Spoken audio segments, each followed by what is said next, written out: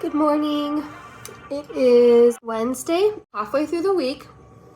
I started filming earlier without any makeup on and looking real rough with pajamas on and everything because sometimes when you work from home, or at least for me, if I don't have a meeting first thing in the morning, I might just roll out of bed, make coffee, and then come start doing emails. And then when I have a meeting later in the day, I'll get ready.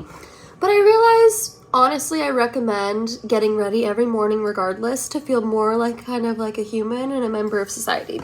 So I decided to get ready. So this morning I've already fed my dogs. I made my coffee and brought some water into the office. I started doing some planning for the day. I'm gonna play a time lapse of me getting ready, and then we'll talk about what our day is gonna be like today as a school psychologist, specifically as a virtual school psychologist. And thanks for being here.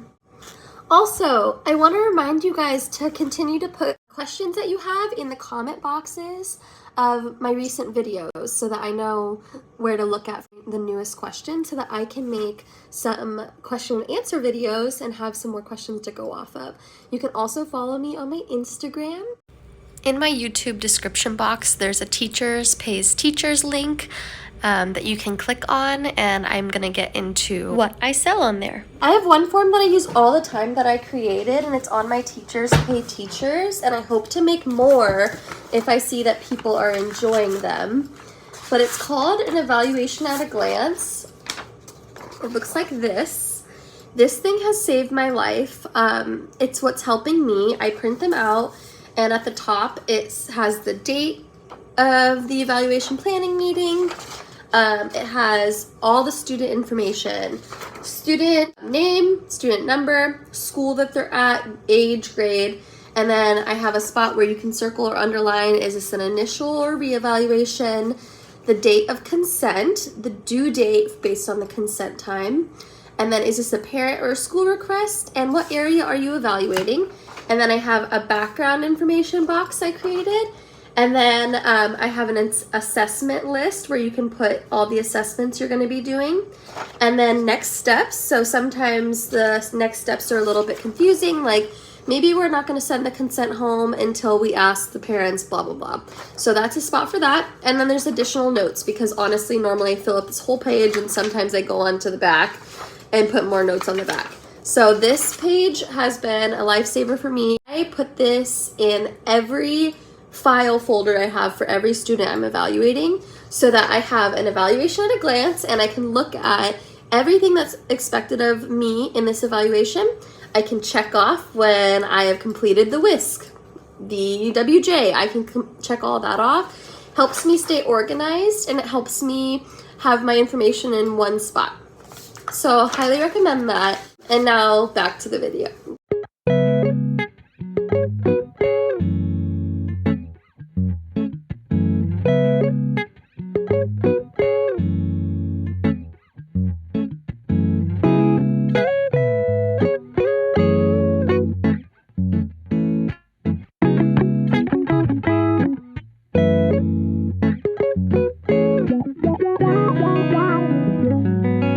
So mostly every morning I start my morning by cleaning up the desk. Right now it's kind of a mess, so I'll do that in a second. And then I put information into my planner. I really like this planner, highly recommend. It's called the Self-Care Planner by Simple Self. So the next clip will be me working on planning the day, and then I will actually get started with the work I have to do and stop procrastinating.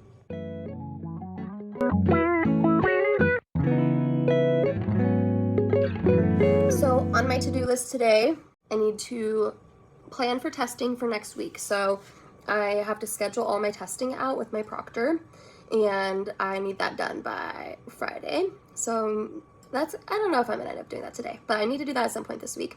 I also have to finish up an evaluation report for a specific learning disability and other health impairment evaluation that is due by Friday. I need to then start another report for another student that's also due on Friday. And then I need to finish and finalize a functional behavior assessment report, which is pretty intensive. The parents have advocates for that kiddo, and it's a pretty contentious situation. So I want that report to be peachy and perfect. And yesterday, I actually had a meeting with the team to make sure that the behavior plan is rock solid, golden. And a little bit of a frustrating moment was the team just looked at me like deer in headlights, like they wanted me to just do it all, and it's supposed to be a team creating the behavior support plan. And then they just kind of looked at me like I was needing to do all of it myself. So that was a little bit frustrating, but I need to finalize that functional behavior assessment.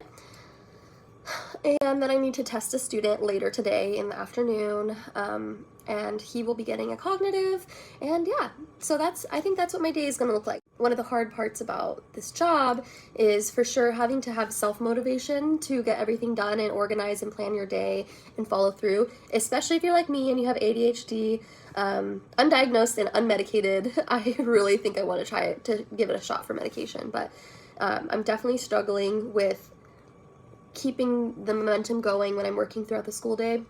And it's just the end of the school year. It's been rough. The other school psychs I know are also struggling and have way too many evaluations to complete by the end of the school year. Teachers are stressed out. Kids are ready to be done. Kids have reached their limit. And we have another less than a month, 3 weeks left to go. We have about 20 evals to figure out before the end of the school year. So just be sending me your positive wishes, please. And I'm going to get started writing those reports.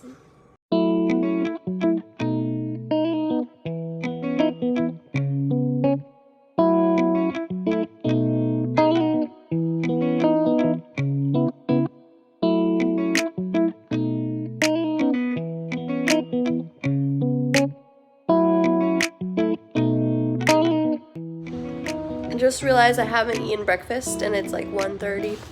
I haven't had any lunch today or breakfast, so I'm gonna make something to eat, but I'm not really sure what I want.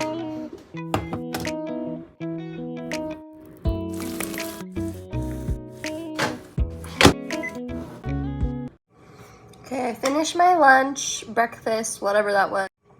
I've been working on that functional behavior assessment. I have so many notes about this situation and this kiddo. Again, this is the kiddo who's super contentious. There's an advocate. It's just really just scared the living poop out of me Sunday. Really contentious, and so I have to read through a lot of notes and figure out how to compile it to tell a story that makes sense, that's accurate, and represents everybody's side of the story. So I've been going through the teacher interviews I've done, parent feedback. Both parents have different feelings, so writing up father and mother feedback. And I think what I'm probably doing is overthinking about it. I'm in a school psych group called Said No School Psych Ever. In that group, I read a comment that really helped me. I mean, I haven't practiced it yet, but I'm gonna go let my dog outside. So I'm gonna walk and talk. I haven't practiced this advice yet, but I know I need to learn how to do it. But it was a person who said she's been a school psych for 20 or 30 years, I don't remember. And she said, to make your life easier, stop putting so much energy into report writing, which I definitely do. It's a beautiful day outside. I definitely put way too much energy into my reports. And I'm not saying that's a bad thing. Also, it's good to come outside and get sun on my face. It's really beautiful outside. How do I talk about this without it sounding like I want to be a lazy school psychologist? No. I edit my reports. I make sure it sounds good, it makes sense, and includes all the information, and that's so good. But when you have 20 reports to write, it's just you can burn yourself out on writing them that way. And so when I read her comment saying, make your reports a little shorter, stop putting so much energy into them, she said, how many people realistically read the whole report? First of all, no one, typically. But if there is someone who reads the report, it's maybe 1 or 2 people who read the report one time. And it just made me think you're right, because I've been working on these 2 reports, one for an evaluation and one for this FBA. I've been working on them for weeks. And the reason why I think is because I have ADHD, and I put them down and I get bored and I come back and I go back and forth like that. But really, maybe I am overthinking my reports, setting really high expectations for myself. It is though, you're putting your name on this report. It's a legal document. If these are evaluations and IEPs and behavior plans and blah, blah, blah, and they're for special education, these are legal documents that people have access to until the kid, like forever, right? Like if they go to new school, as they get older, they can look back at this report from when the kid was in 2nd grade. They're now a senior and they're gonna read my report on this kid's evaluation. And I really do wanna do all my testing justice. I wanna explain it in a way that makes sense. I'm very careful about it. And I guess I'm just processing that maybe there's a middle ground I need to find of minimizing the work I put on myself while still holding myself to like a high expectation for these reports. But it's very, very challenging when to be like, this is good enough, because I'm always like refining it, like, oh, how can I make this better? And the reports turn out great, right? But is it realistic to put that kind of pressure on myself? I don't know. Any advice from other school psychs on that? Like, how do I do that? How do you do that? And maybe it just takes years of learning that like how to condense it more. And I'm not saying I would try to make every report long, because we're not supposed to have very long reports. But the fact of the matter is, with the amount of testing that I'm required to do in the state of Oregon for patterns of strengths and weaknesses and so on, you can't, like a lot of times you can't cut corners, and it's going to be a long report because you're supposed to report the data. And so, yeah, anyway, I just went on a ramble because I was thinking of that while I'm writing this FBA, trying to make it perfect. I know I have more pressure on me because of the legal, like the advocate. I just want to make sure that I protect myself by making sure it's a good report, protect, I guess I'm going to go on a rant a little bit more. When you're writing these reports, you're putting other people's words in the report as well. So we interview teachers, we interview parents, we interview the kid, we interview paraprofessionals, and you have to do a good job at appropriately portraying what they're saying, right? Respecting what they say and making sure it's not offensive to the parent or anybody else. And so there is just a lot of navigating. Like sometimes I can't write verbatim what is said in my notes, because you just have to make sure it's professional. So yeah, you just want to do justice of reflecting everybody's opinion in the report. Okay, I don't know why I just went on that rant. I hope it makes sense. I don't know if it made any sense.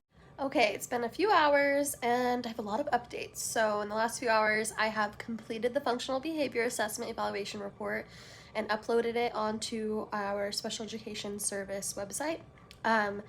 I was going to test a student and I logged in to test, and my proctor was at the building and everything. And then I realized that I needed to double check that we had consent signed before starting to test this kid. Turns out consent was not signed. And because the consent hasn't been signed yet, I can't test him yet. And so that will be another day. And so I kind of have free time now where I would be testing a kiddo, but now instead I'm going to do some scoring for the evaluation I have due on Friday. So I need to score the students' achievement testing, which honestly, sometimes scoring is one of my least favorite things to do. I don't enjoy scoring sentences. I like scoring the whisk more than I like scoring the Wyatt, I would say. And so I'm going to score that and then work on the report. I'm going to finish up the video here. Thank you so much for listening to me talk about just some thoughts about report writing and things like that. It's interesting to talk out loud about those things because typically it's just you just do the work, you think about it in your head, and it's cool to process out loud. And let me know if anybody else who's a school psychologist feels the same way, or SLP, or whoever you might be who writes a lot of reports. Do you feel the same way? I hope you all have a good week. I hope that summer comes quickly, and have a good day. Bye.